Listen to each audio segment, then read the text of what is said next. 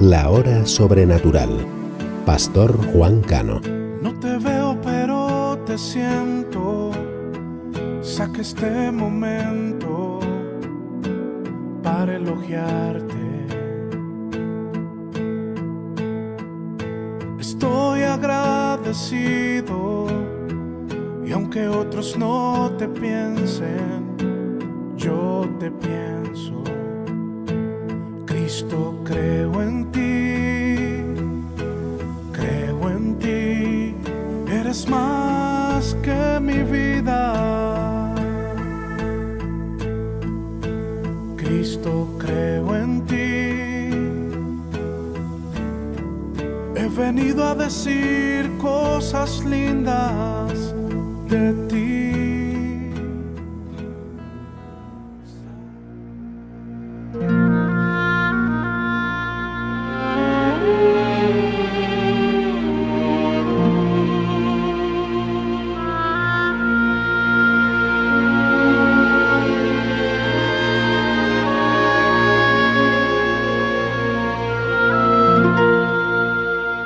Al músico principal.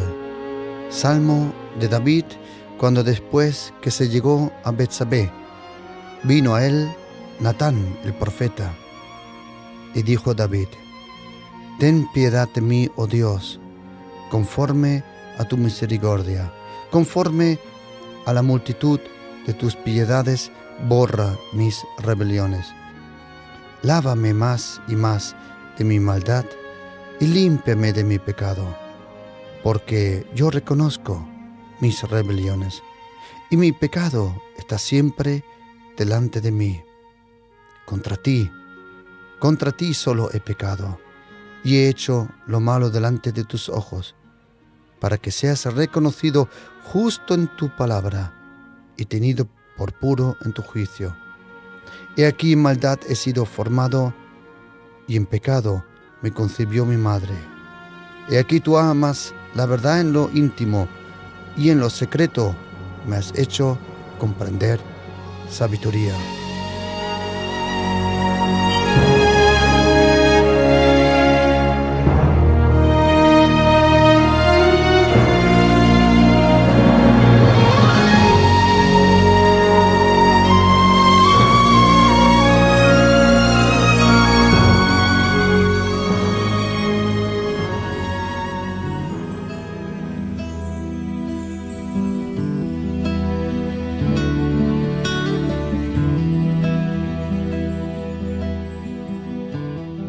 David, pastor, salmista, rey, amado de Dios. Aquel nombre, David, cuyo nombre luego lo iba a llevar el Hijo de Dios, Hijo de David. Uno de los títulos más grandes en la vida de nuestro Señor Jesucristo es aquel nombre que, por ejemplo, los ciegos le llamaban Hijo de David, ten piedad de nosotros. ¿Quién era ese David? ¿Qué había pasado aquí en el Salmo 51 que hemos leído?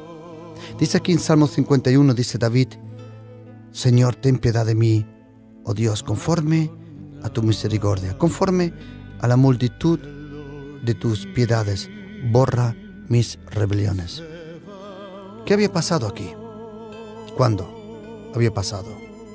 David tenía 7 hermanos.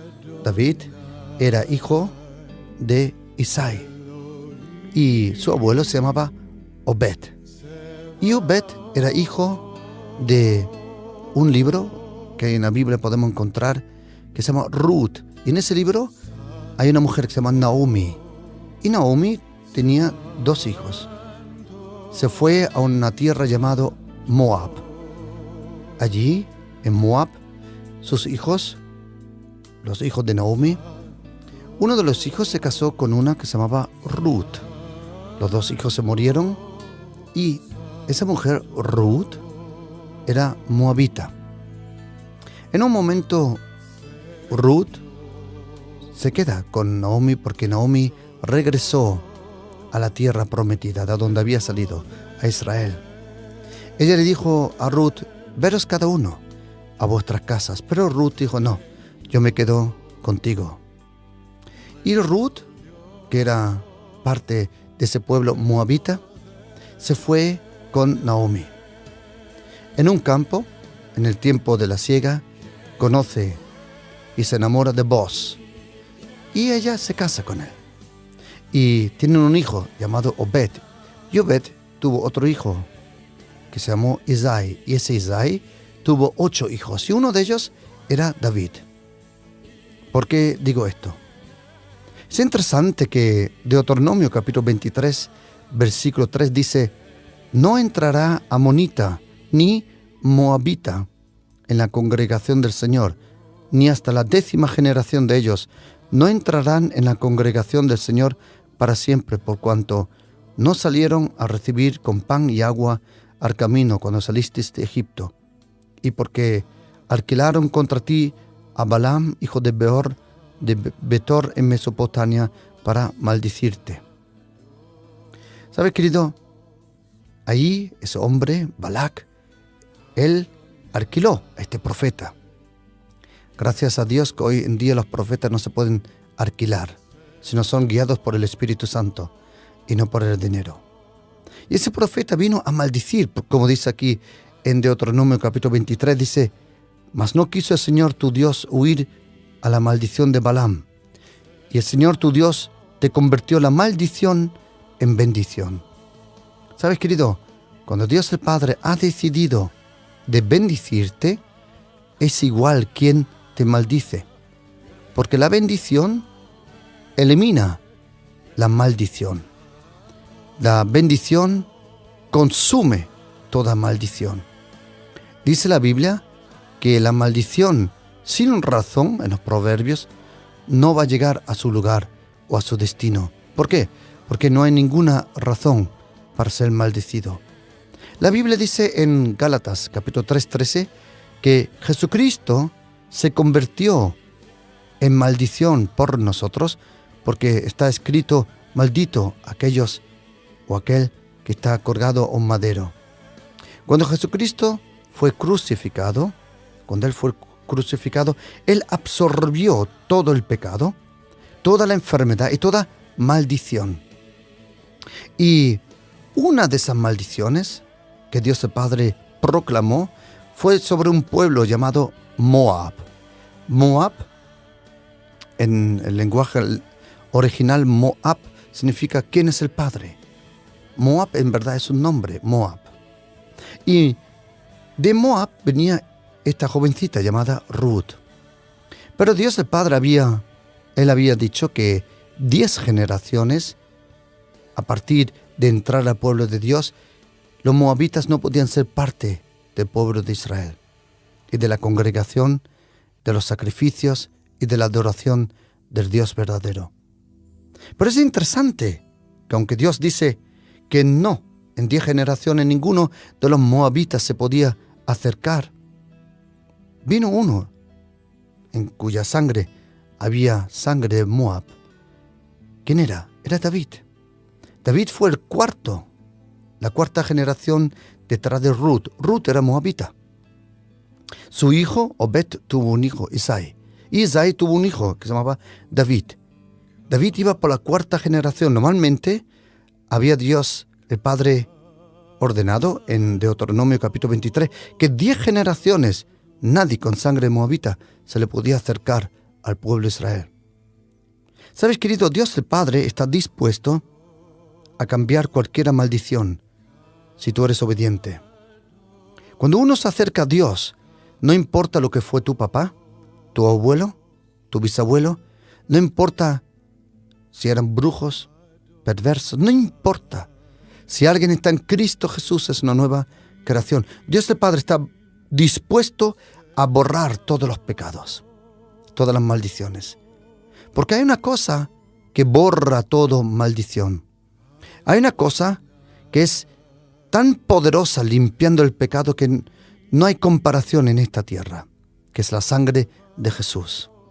Cuando uno conoce a Jesucristo, Dios el Padre derrama de esa sangre sobre la persona, como dice la Biblia, por ejemplo, en Hebreos 10, por esa sangre fuimos santificados. O primera carta de Pedro, capítulo 1, versículos 18 y 19, que por esa sangre fuimos cortados del linaje y de lo que habíamos aprendido de nuestros padres.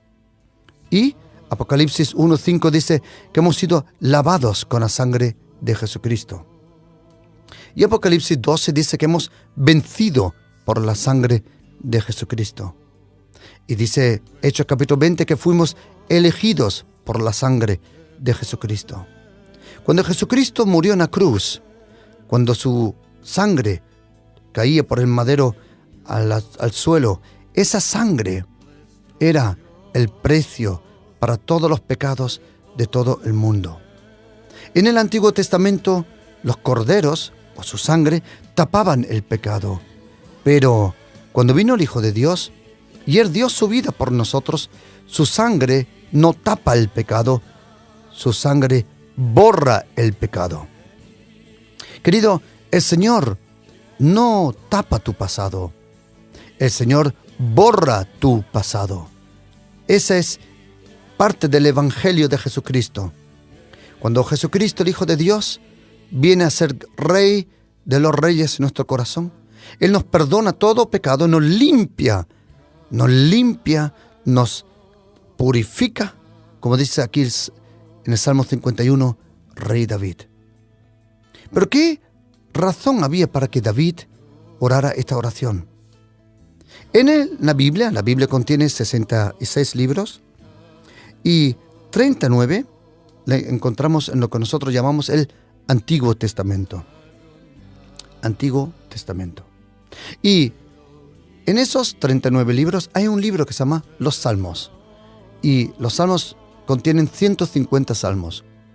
Esos 150 salmos están divididos o organizados en 5 libros. Y algunos salmos llevan un título y otros no. Normalmente, todas las Biblias españolas, alemanas e inglesas llevan un título grande sobre cada salmo. Por ejemplo, dice aquí en Salmo 51, hay un título grande escrito, se llama Arrepentimiento y plegaria pidiendo purificación.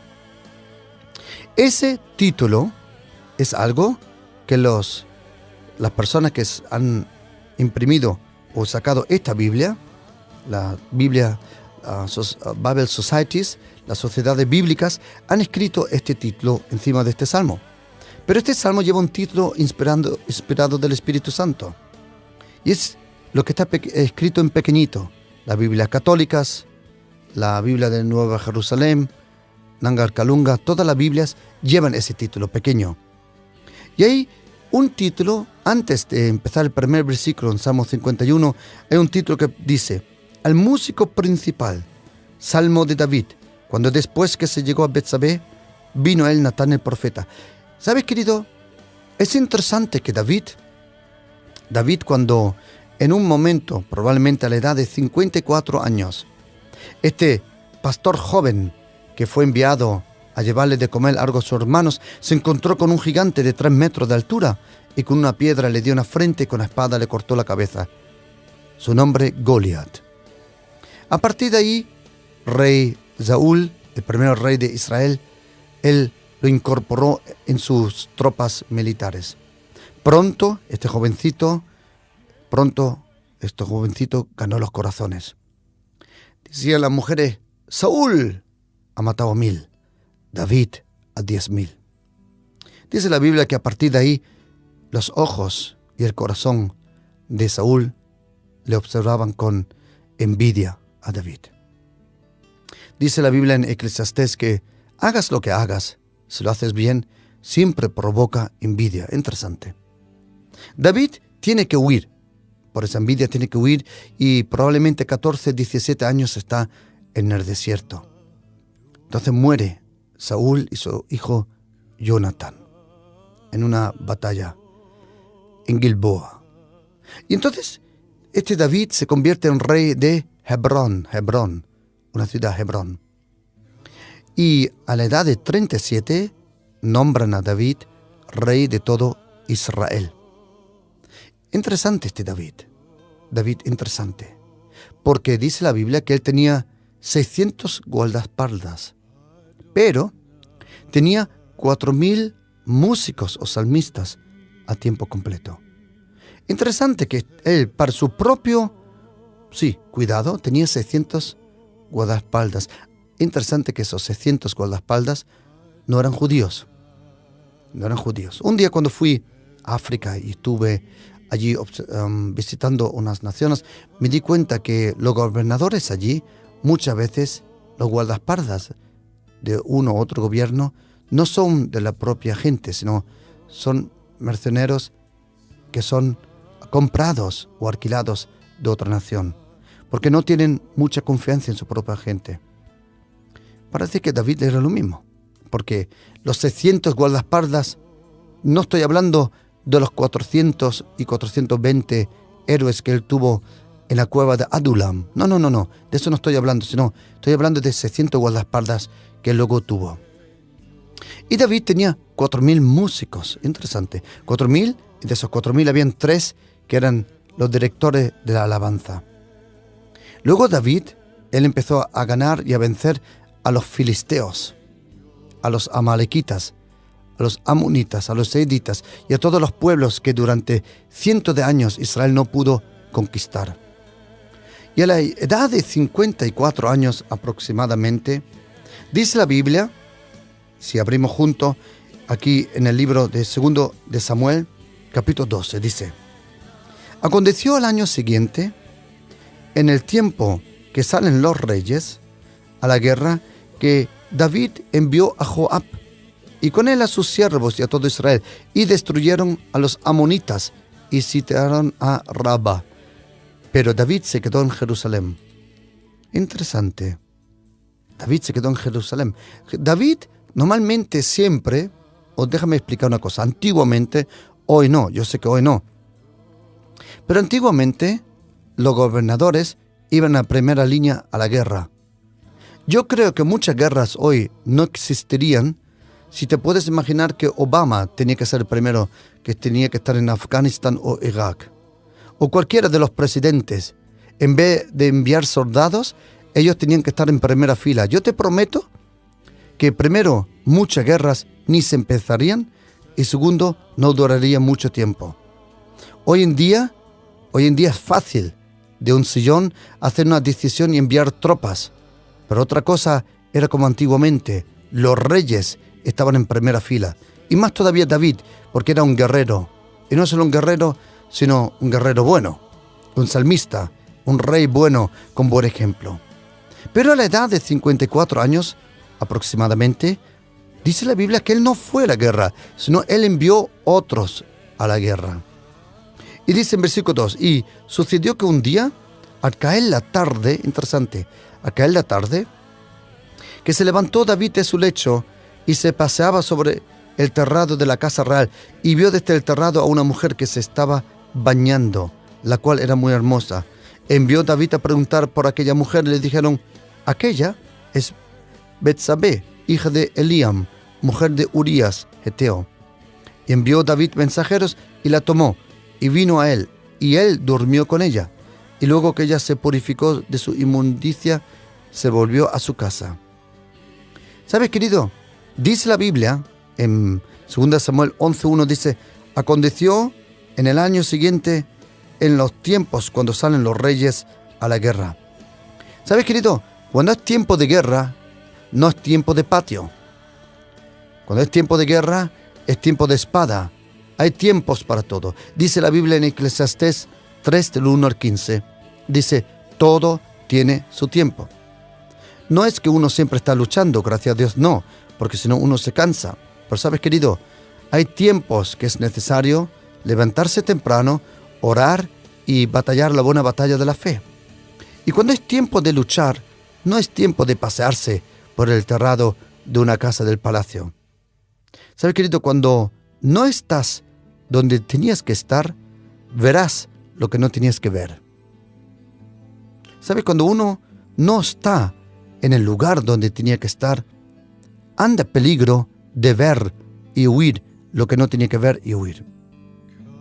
Dice la Biblia que David envió a Joab a la guerra. ¿Sabes, querido? Hay cosas que uno puede delegar, hay cosas que uno nunca puede delegar. El apóstol Pedro lo dice muy bien en Hechos capítulo 6. Dice, no es bueno que nosotros servimos las mesas, pero dejamos la oración. En la vida de un cristiano, la oración y la palabra de Dios es de suma importancia. En la vida de un ministro, de un pastor, anciano, diácono, orar y leer la Biblia no es lo más importante, sino es mucho más que lo más importante. Uno trae fruto no en primera línea por lo que hace, uno trae fruto en primera línea por lo que es. El árbol no hace, el árbol es. Un árbol se reconoce en sus frutos. ¿Sabes, querido? Hay cosas que se pueden delegar, pero hay cosas que nunca se pueden delegar y hay que pagar un cierto precio.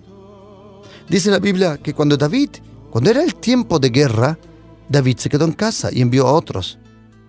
Eso es muy peligroso, querido. El peligro en casa, en la soledad, algunas veces es más grande que afuera en el campo en la guerra. Porque en casa algunas veces no ves al enemigo en tiempo de descanso, pero en la guerra estás muy despierto y tu cuerpo está lleno con adrenalina y estás muy concentrado. Y dice que un día, al caer la tarde, versículo 2, David dice, se levantó de su lecho. Momento, ¿a qué hora? A la tarde. ¿Por qué digo eso? Porque la Biblia dice en Salmo 5, versículo 3, oye lo que dice David cuando es joven. Oh Señor, de mañana oirás mi voz y de mañana me presentaré delante de ti. En Salmo 63 también dice, muy de mañana te buscaré. En Proverbios 8:17 dice, el que me busca por la mañana, muy temprano me encuentra. ¿Sabes, querido? En la vida de Jesucristo podemos verlo, ese estilo de vida de levantarse temprano por la mañana a orar. Hay un secreto, hay un misterio, hay algo que nos está esperando en la soledad de la noche cuando levantamos temprano. Yo estoy convencido, querido, al leer las biografías de John Wesley, Jonathan Edwards, John G. Lake, de estos grandes predicadores, de Charles Spurgeon, de Georg Müller. Esta gente todos tenían la costumbre, lo mismo que Jesucristo, Francisco de Asís, tenían la costumbre de levantarse muy temprano por la mañana a orar. Hay un secreto, hay un misterio, hay algo que casi no se puede explicar con palabras. El otro día, uno de los jóvenes me vino y me dijo, pastor, ¿me puede enseñar algo del ayuno? Y digo, querido, si tú quieres aprender algo del ayuno, ayuna. Hay cosas que no se pueden explicar, hay que experimentarlas. Dice el Señor, el que me busca de temprano me va a encontrar. Y muy por la mañana, dice el profeta Isaías, me abres el oído para que yo oiga como tiene que oír un discípulo. Cuando David era joven, él se levantaba por la mañana a orar, temprano a orar. Yo conozco muchos hombres y mujeres de Dios que todos tienen la costumbre, muchísimo, interesante. Cuando estuve ahora en Inglaterra, ¿cuánta gente se levanta por la mañana a las 4 de la mañana a orar? Algunos a las 3:30. Y me he dado cuenta que muchos, de verdad, que tienen ministerios con fuerza y avance, son gente de oración en las noches. Hay un precio que pagar. ¿Sabes, querido? Antes de vencer a Satanás, tienes que vencer a Sábanas. Tienes que levantarte por la mañana. El primer demonio por la mañana no se llama Belzebub, ni tampoco tiene otro nombre. El primer demonio por la mañana se llama almohada, o linda manta, o qué bonito estar aquí en la cama. Uno tiene que levantarse en el nombre de Jesús a orar. ¿Por qué, querido? Quiero decirte que si lo sabes, a lo mejor lo sabes, a lo mejor no, pero estás involucrado en una guerra que no tienes idea de lo impresionante que es esa guerra. Hay una guerra contra tu familia. Hay una guerra contra tu matrimonio. Hay una guerra contra tus hijos, tus hijas, contra tu ministerio. Pero la persona que ora se levanta en el nombre de Jesús, destruye toda maldición, toda hechicería, brujería, arrebata el reino de Dios, bendice su familia, protege su familia y avanza en el nombre de Jesucristo. ¿Sabes, querido? En la oración está el secreto del cristiano. Dice aquí David, en lo secreto tú me vas a revelar tu sabiduría. Pero David, cuando era joven, dice la Biblia que él oraba de temprano. Pero cuando ya era mayor y cuando vivía en el palacio, ¿sabes, querido? Quiero decirte que el palacio tiene más tentaciones que la cueva. Cuando David vivía en la cueva, ahí no tenía tantas tentaciones. Era perseguido, sí, pero oraba. ¿Sabes, querido? El lujo y los privilegios algunas veces traen más tentaciones de lo que uno se puede imaginar. El Señor nos quiere bendecir y Él está dispuesto, encantado de bendecirnos.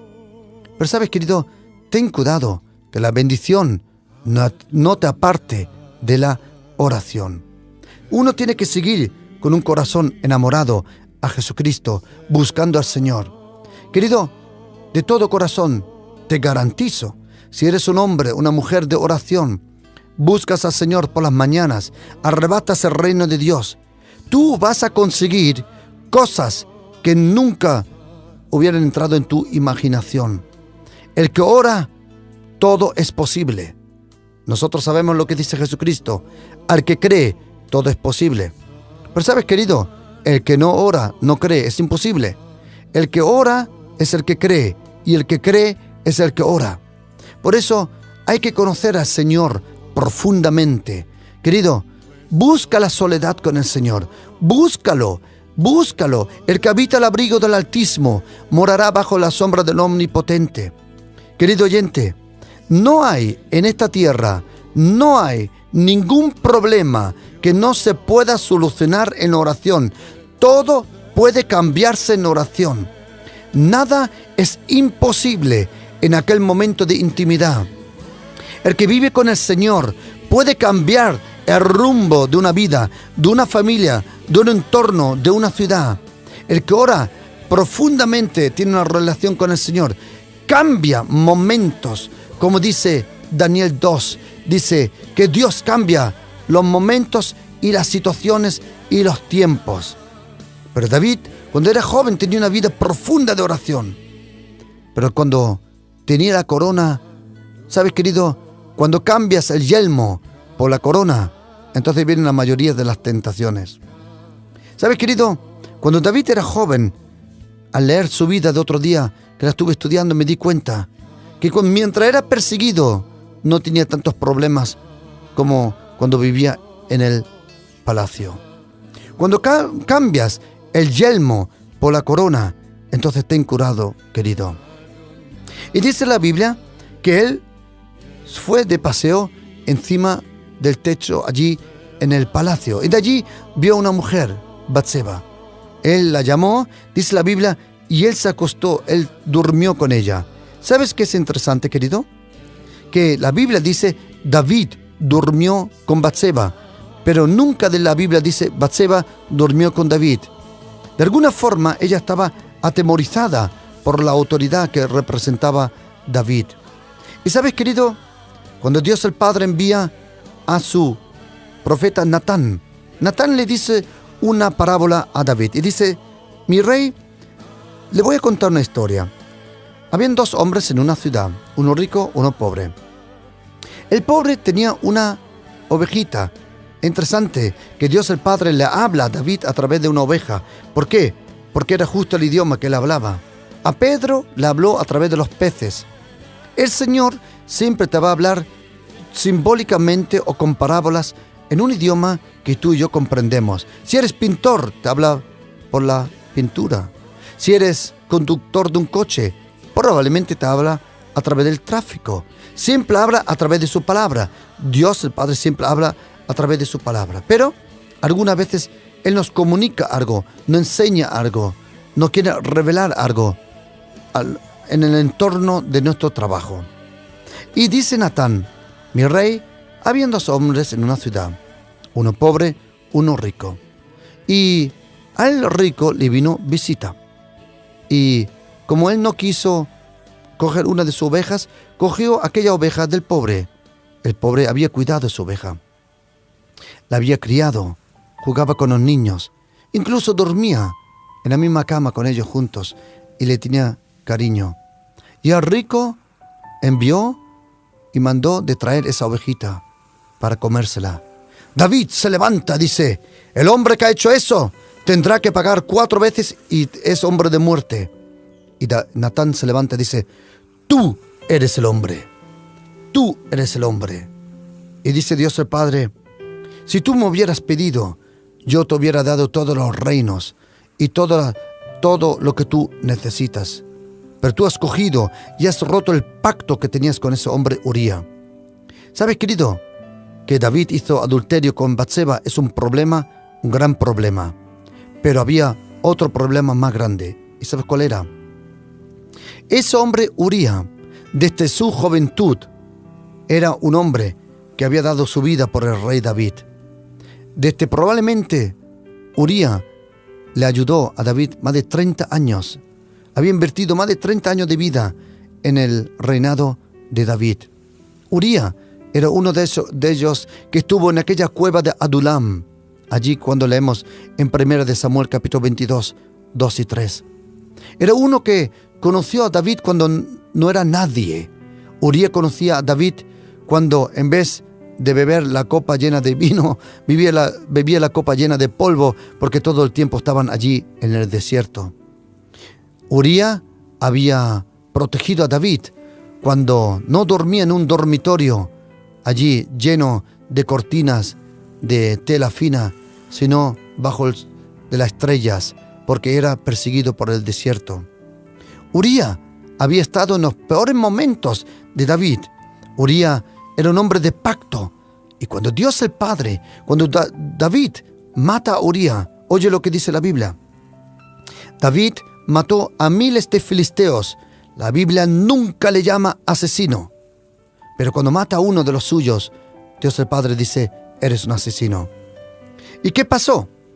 En el momento que David mató a Uría, dice la Biblia, que David se levantó y dijo, Natán, el hombre que ha hecho eso con esa ovejita, tiene que pagar 4 veces. Sí, querido David, 4 veces pagaste tú. ¿Sabes por qué? 4 veces vino el juicio de Dios sobre la vida de David. Querido, en el Antiguo Testamento, el Señor te perdonaba, pero las consecuencias las llevabas tú. El Señor te perdonaba, pero las consecuencias las llevabas tú. En el Nuevo Testamento, el Señor te perdona y muchas veces, casi siempre, te perdona y te limpia de las consecuencias. Algunas veces hay que arreglar cosas. David dijo, este hombre tiene que pagar 4 veces. ¿Sabes, querido? David, él pagó. No, déjame explicar otra cosa. David era conocido como el que mató a Goliat, como el que hizo los instrumentos, como el que levantó el tabernáculo de adoración, como el hombre que era impresionante. Pero ¿sabes qué? Hoy en día, cuando nosotros pensamos en David, la mayoría de nosotros se acuerda primero que mató a Goliat y segundo que se acostó con Batseba. ¿Sabes, querido? Un día de debilidad en tu vida puede derrumbar todo el currículum en tu vida. ¿Sabes? Cuando hoy nos acordamos de David, todos pensamos primero en Goliat y luego pensamos en el pecado que hizo con esta mujer. Querido, ten cuidado que un día de debilidad en tu vida no rompa el gran testimonio que tienes, porque puede ser que la gente se acuerda de ti, no de lo grande que hiciste, sino también de lo grande, pero sí, aquel que hizo esto y esto y esto. ¿Sabes, querido? Un punto de debilidad, corrupción, mentira, adulterio, puede romper tu ministerio, puede romper tu nombre, tu reputación. Ahora, tranquilo, si hay gente que quiere romper tu reputación, si hay gente que quiere ensuciar tu nombre y tú no has hecho nada, tú tranquilo, eso no pasa ningún problema. Porque Dios el Padre nunca pacta con gente mala. Dios el Padre nunca ayuda a mentirosos, nunca ayuda a gente envidiosa. Dios el Padre dice que Él te va a honrar y Él lo hace a su momento y de su forma. ¿Sabes? Digan lo que digan de ti, tu entorno, tu pasado, tus familiares, tu ciudad. Digan lo que digan de ti. ¿Sabes? Si no es verdad, tranquilo, tronco. Adelante con el corazón limpio, lavado, con la conciencia lavada con la sangre de Jesucristo. En esta vida vienen muchas acusaciones, querido. En esta vida vienen muchas acusaciones. Pero ¿sabes qué, querido? Tranquilo. Si tú vives en el Señor y no has hecho nada, tranquilo.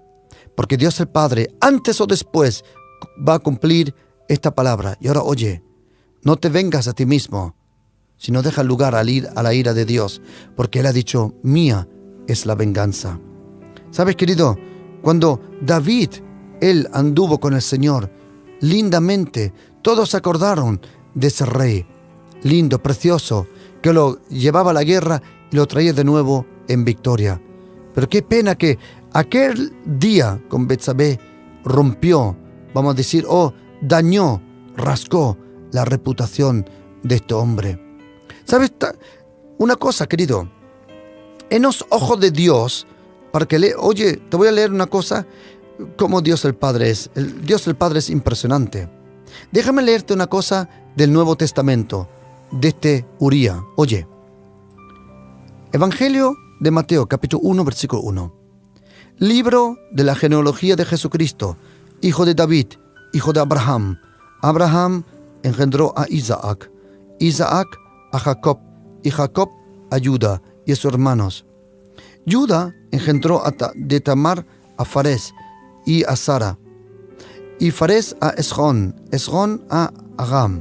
Agam engendró a Aminadab, Aminadab a Nasón, y Nasón a Salmón.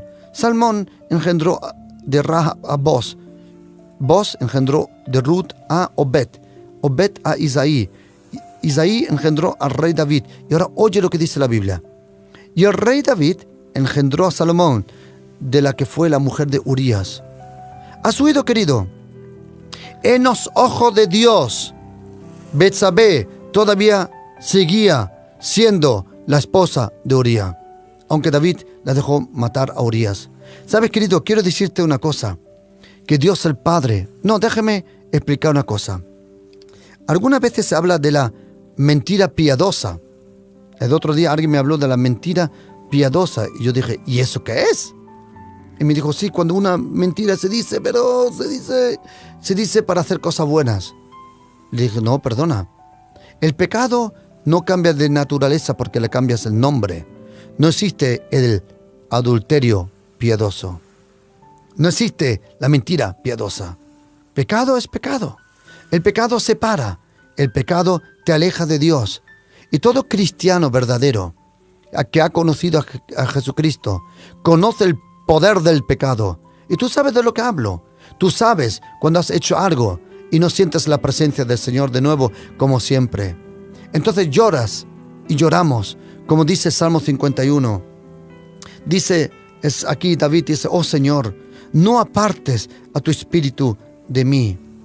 Oye lo que dice David a partir del versículo 7. Purifícame con hisop, lávame. Y luego versículo 8, hazme huir. Versículo 9, esconde. Versículo 10, crea en mí, oh Dios, un corazón puro y limpio. Esa palabra, crea en mí, oh Dios, es la palabra que en Génesis aparece cuando dice Dios creó. Hay una palabra en hebreo para creación que solo se toma cuando Dios el Padre hace algo. En ningún léxico, en ningún libro, en ningún texto hebreo he encontrado que esa palabra se use para el ser humano. Hay palabras que solo están reservadas para Dios. ¿Quieres oír una? Amor. ¿Quieres oír otra? Luz. ¿Quieres oír otra? Vida eterna. ¿Quieres oír otra? Salvador. Y todo eso está comprimido en una persona. Yeshua. Jesucristo. Mesías. Rabuni. Alfa y Omega. ¿Sabes, querido? Jesucristo no solo tiene la última palabra en nuestra vida, Jesucristo también tiene la primera palabra en nuestra vida. Y cuando David peca, oye lo que dice él. Versículo 12, Salmo 51, dice, vuelve a mí el gozo de tu salvación Querido, el pecador que peca, algunas veces parece que todavía sigue con gozo. El cristiano no. Si tú eres verdadero cristiano, el pecado te pone triste. Porque sabes lo que has hecho, porque sabes lo que ha pasado. Pero quiero decirte que puedes pedirle al Señor perdón. Dice la Biblia en primera carta de Juan, capítulo 1, versículo 9. Si nosotros confesamos nuestros pecados, fiel y justo es Él, que nos perdona y nos limpia de toda iniquidad. ¿Sabes, querido? Pero quiero decirte una cosa. Si quieres perdón, tienes que venir y decir lo que dijo David. Oye lo que dice aquí. Dice aquí en versículo 3, dice, porque reconozco mis rebeliones. Y dice, y he pecado, y el pecado está siempre delante de mí. Y ahora oye versículo 4. Contra ti solo he pecado. Cuando el hijo pródigo, en la Biblia, en el Evangelio de Lucas, regresa al Padre, oye lo que dice, he pecado contra el cielo y contra ti. El verdadero cristiano sabe lo que ha hecho. Algunos dicen, oh, si he hecho algo, perdóname. No, querido, de eso nada. Tú sabes muy bien lo que has hecho. Tú sabes muy bien. Déjame explicarte otra cosa. Dios, el Espíritu Santo, o no, déjame explicarlo de otra forma. El diablo te convence de los pecados de los otros. El Espíritu Santo te convence de tu propio pecado. ¿Sabes, querido? Dale a Dios gracias cuando Él, en la intimidad, cuando estás con Él solito, Él te habla a tu corazón, te dice, hijo, ten por favor cuidado con esto. Hija, no hagas esto. ¿Sabes por qué lo hace? No para condenarte, sino para protegerte. Y David, si hubiera estado en oración, él se hubiera alejado de la tentación. Dice Jesucristo en el jardín Getsemaní, le dice a Pedro, Pedro, ¿estás durmiendo? Ora conmigo. Porque el Espíritu quiere, en griego dice avanzar, florecer, pero la carne está podrida. Y dice, ora para que no entres en tentación. Hay muchas formas de tentaciones, o déjame explicar una cosa, siempre de una u otra forma vendrán tentaciones. Pero hay clases de tentaciones que nunca se te acercarán a ti si eres un hombre y una mujer de oración. Hay tentaciones que son necesarias. ¿Por qué? Porque solo los santos son tentados. El que es un perverso, el que es un sucio, un mentiroso, ese nunca entra en tentación. ¿Por qué? Porque no es necesario, ya ha caído. Solo los santos, ellos perciben y entran en momentos de tentación. No porque son malos, sino porque son luz en este mundo, sal en este mundo y porque andan con el Señor. Como el apóstol Pablo le dice a Timoteo, Timoteo, todo aquel que quiere vivir en el temor de Dios lo va a pasar bien duro algunas veces en esta tierra. Y dice David, oh Señor, renuévame ese gozo, crea en mí ese corazón. ¿Sabes lo que pasa, querido? Cuando uno peca, el aguijón del veneno entra a tu personalidad y empiezas a perder la mente de Cristo. Estás perdiendo a Jesucristo en tu mente y tu corazón. No sientes su cercanía y su presencia como antiguamente. Te falta el poder del Espíritu Santo. No te encanta abrir la Biblia porque los ojos están enciegados. ¿Sabes, querido? Pero quiero decirte que Dios el Padre, como aquel buen padre del hijo pródigo, Él ha preparado una fiesta para ti. Ha preparado un traje a tu medida, zapatos con tu número y un anillo que solo entra en tu mano, en tu dedo. ¿Sabes por qué? Porque Dios el Padre sabe que sin Él estarás solito. Y cuando llega el hijo pródigo al Padre, el Padre no le regaña. Querido oyente, oye una cosa. No sé en qué situación estás. No sé en qué corazón tenías tú con el Señor. Si probablemente andabas antiguamente con el Señor. No sé si a lo mejor nunca has conocido a Dios el Padre, a Jesucristo y al Espíritu Santo. ¿Sabes? Quiero decirte una cosa. Él te está esperando. Te está esperando como el buen Padre. Porque Dios el Padre no quiere venir con juicio. Él quiere venir con perdón, con restauración en nuestra vida. Dios es bueno y para siempre es su misericordia. Él es bueno, Él quiere perdonar, Él quiere limpiar, Él quiere purificar. ¿Sabes por qué? Porque te tiene tanto cariño, ¿sabes? Querido oyente, ¿sabes? Si tuvieras una idea del amor de Dios, cuánto Él te aprecia, te prometo, te consagrarías a Él como nunca en tu vida.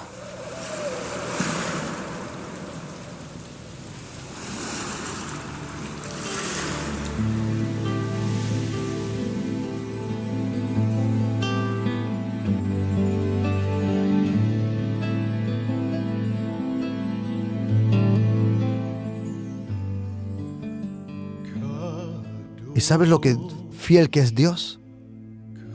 Aunque David en aquel momento fue un mentiroso, aunque David fue tramposo, aunque David en aquel momento hizo esto y esto, lo otro, y adulterio, aún eso, Dios el Padre no borra de su memoria lo que había dicho de David.